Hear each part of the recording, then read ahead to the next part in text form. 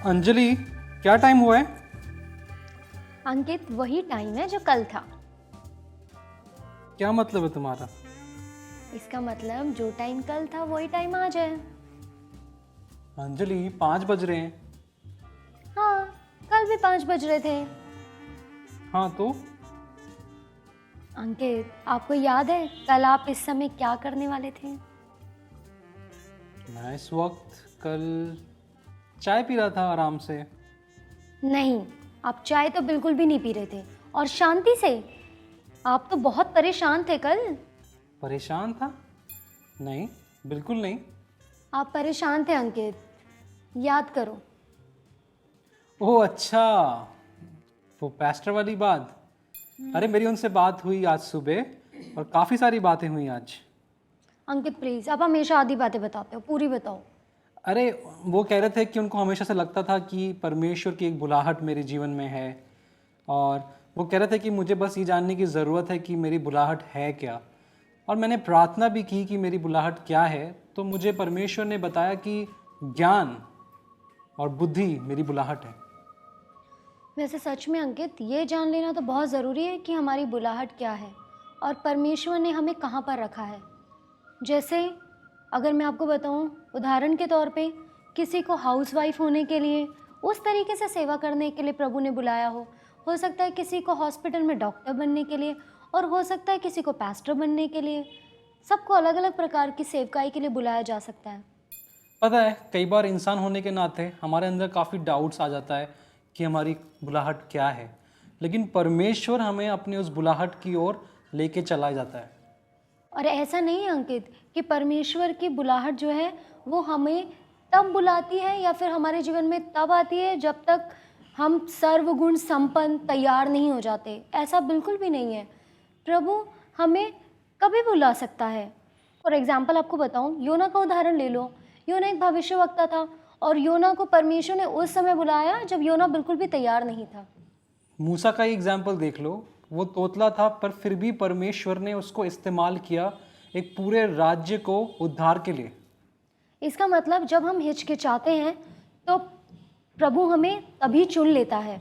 जैसे यीशु मसीह ने पतरस को उस समय चुन लिया था जब वो इतनी घबराहट में था, उलझा हुआ था, और उसकी नाव को खासतौर पे प्रभु ने चुन लिया उसको एक मंच के लिए, प्रचार के लिए। जबकि पतरस उस समय तैयार भी नहीं था। उसे तो ये भी नहीं पता था कि यीशु मसीह ने उससे क्या बोला है, समझ में भी नहीं आया था। पता है, जब परेशानियां आती हैं, जब जब प्रॉब्लम्स आती हैं, तो परमेश्वर हमें सहायता करता है कि हम उस चीज़ से बाहर आ सकें। और अंकित, मैं अक्सर सोचती हूँ कि हमारा जो जुनून है ना, वही हमारी बुलाहट से जुड़ा हुआ है। जब हम अपने दिल की सुनते हैं कि क्या ऐसी चीज़ है जो हमें एक्साइटेड कर रही है, जिस काम के लिए कौन सी ऐसी चीज़ है हमारे मन को जो सबसे ज़्यादा खींच रही है, तब हमें एक सुराग मिल जाता है कि हाँ, इसी बुलाहट के लिए परमेश्वर ने मुझे बुलाया है या हमें बुलाया है। आपको याद है मेरी मम्मी की फ्रेंड राजन, उसे भाषाओं का इतना शौक था, भाषाएं सीखने का, और आज देखो वो बाइबल ट्रांसलेट करने के लिए मदद कर रही है। वाह। और पता है, मैं ये भी सोचता हूँ कि जो हमारे सामने जो चीज़ें अवेलेबल हैं, अगर हम उस चीज़ को परमेश्वर के राज्य के लिए इस्तेमाल करें, तो मुझे लगता है परमेश्वर काफ़ी आनंदित होता है। जैसे कि जो टैलेंट्स गॉड ने हमें दिया है, अगर उस टैलेंट को हम यूज़ करें परमेश्वर के राज्य के लिए, बहुत अच्छी बात होती है, क्योंकि परमेश्वर हमारे अंदर एक वो सेवा का वो हृदय देखना चाहता है। और अंकित, मैंने ऐसे बहुत सारे लोगों को देखा है जिन्हें यही नहीं पता कि हमारे जीवन में बुलाहट क्या है, और वो अक्सर घर में ऐसे बैठे रहते हैं जबकि उनके चारों ओर इतना कुछ करने के लिए है। और पता है क्या, परमेश्वर चाहता है कि हम आज्ञाकारिता में और विश्वास योग्यता में हम आगे बढ़े उनके साथ। और पास्टर विक्रम से बात करके एक ही बात उन्होंने हमेशा बोली पूरे कन्वर्सेशन में, कि तुम प्रार्थना करो, निरंतर प्रार्थना करते रहो, प्रार्थना करते रहो। हाँ अंकित, जब हम एक मन से परमेश्वर को खोजते हैं ना, तब पवित्र आत्मा के द्वारा परमेश्वर अपनी बुलाहट को हम पर प्रकट कर देता है।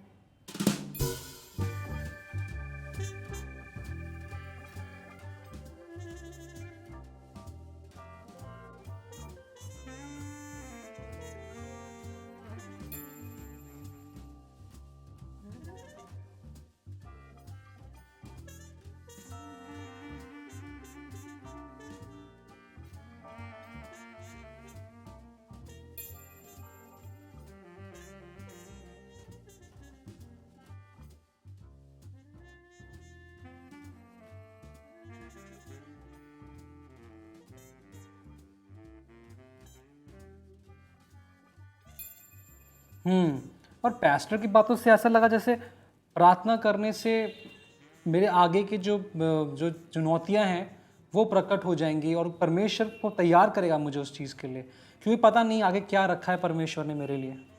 अंकित, प्रार्थना हमें हमेशा हमारे भविष्य में क्या रखा है उसके लिए हमेशा मदद करेगी।